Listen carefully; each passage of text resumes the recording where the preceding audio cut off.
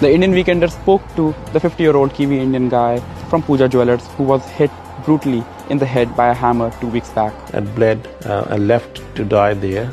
That was very actually nice of a Prime Minister to calling in and checking out. Obviously, there's somebody behind the scene. The support I received is wonderful. So I have to go back. He has expressed that he has got a lot of support from the community, from the diaspora, from the Retailers Association, which has given him a courage to come back to the same store where he was brutally assaulted 2 weeks back. Hospital mein a lot of friends, families, local retailers, people flew from Australia to come and visit me. Police commissioner too came to see me. Yes, he did. We have been talking to the police for a very long time. The promises are the same as always, that we're bringing the new laws and it's going to be tough sentence and stuff like that. But that visit was more of a courtesy visit rather than any discussion on crime or anything like that. I wasn't in that state of mind anyway, and that was not the time that to discuss about such things. So far, it's all good. I'm getting a lot of support from the general public, my friends, families. I think that the general public and my well-wishers, I would say, they actually helped me a lot to recover from this trauma, this tragedy, this hard time.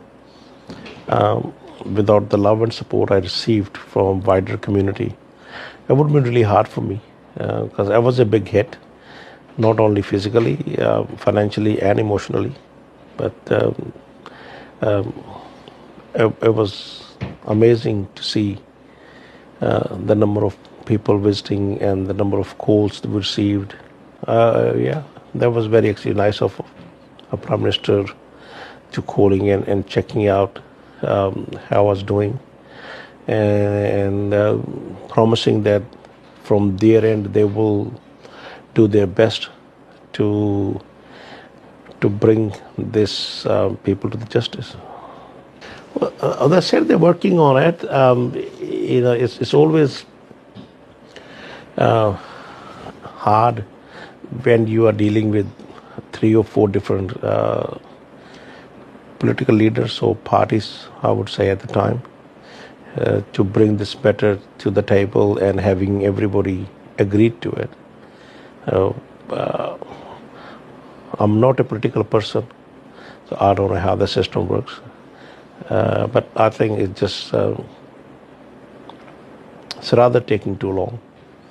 Yeah, the changes they are thinking or the changes they are talking about bringing in to the justice system, I welcome that, but I think it has to be a little bit more pushed, harder and faster, because until then this crime will continue and people will continue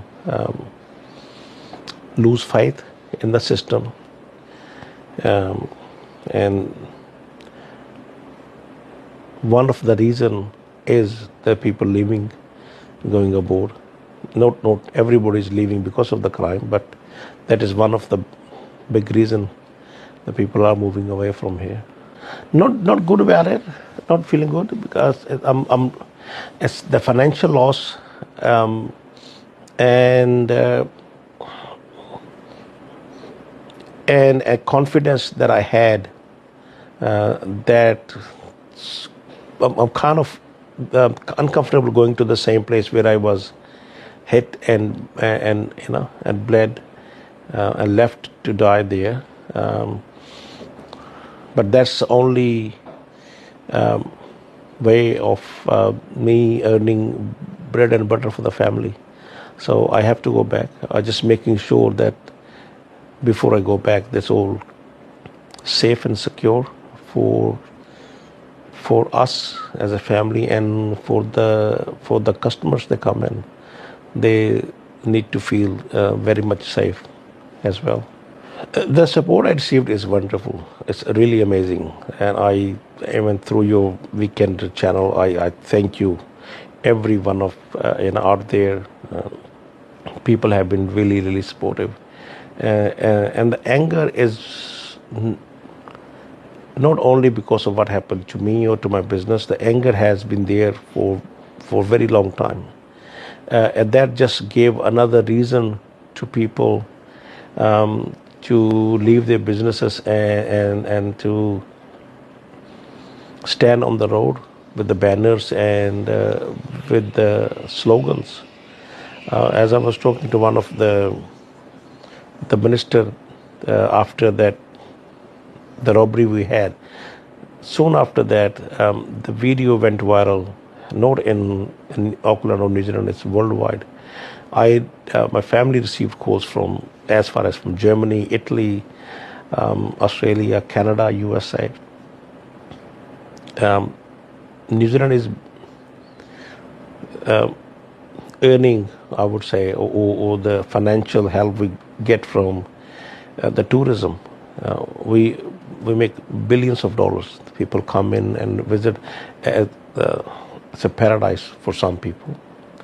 But I'm sure we don't want this kind of video to go viral and people to think twice whether they want to travel here and visit this country. Because it's not only me, but there have been other incidents as well in the past where the visitor has been, people has been traumatized. They have experience where they wouldn't want to come back. Even they will suggest their family not to visit us in this country.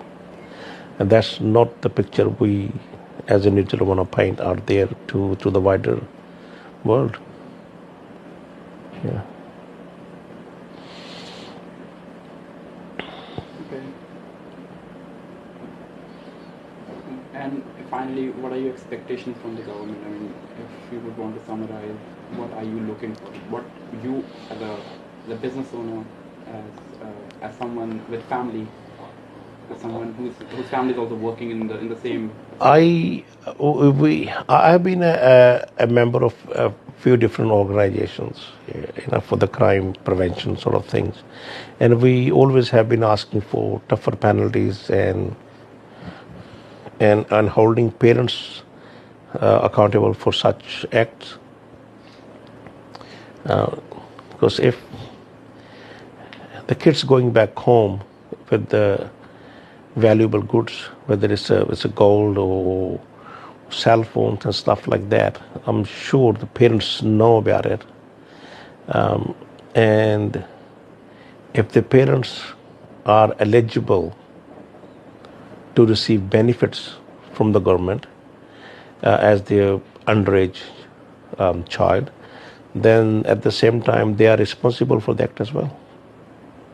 So bringing them to the justice, bringing or accounting parents or whoever is looking after these kids, they should be held accountable. Because leaving kids on bail, after bail, and not giving them any punishment as such. I'm not asking to punish them as an adult or physically, but they need to learn something more towards how we live in a community. If a 13-year-old doesn't know what he or she doing, I mean, obviously there's somebody behind the scene who's teaching them, telling them what to do, what not to do, and obviously they know it.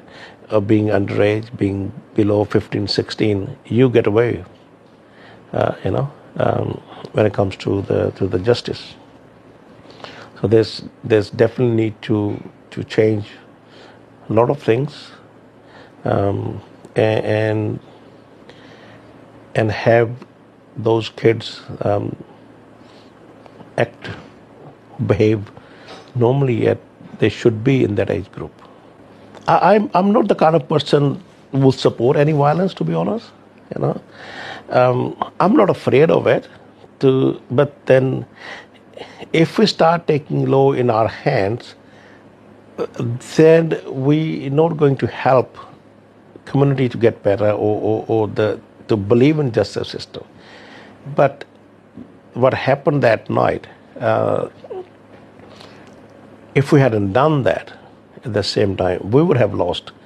We would have a big loss in financially and maybe physically. I could have died there, but it shouldn't come to that point where we as a retailer should have to pick up something to protect ourselves. As me being a father, my first reaction was to push this individuals out of our shop, because obviously they're going to hurt my business and my family. And I'm family of 4, so that is my responsibility to make sure they are well provided and protected. And when you are sitting in a parliament on a higher authority, then you have a responsibility of 5 million people. They are your family. So you need to make sure whoever responsible is, I'm not pointing finger at any political leader, but whoever is given this task, given this job, they need to say this country as a family, not just some taxpayer individual and paying for your salary and for your lavish life. So we need some kind of protected, and that has to be done through the government. Through the laws, through the judiciary system. Definitely, yes.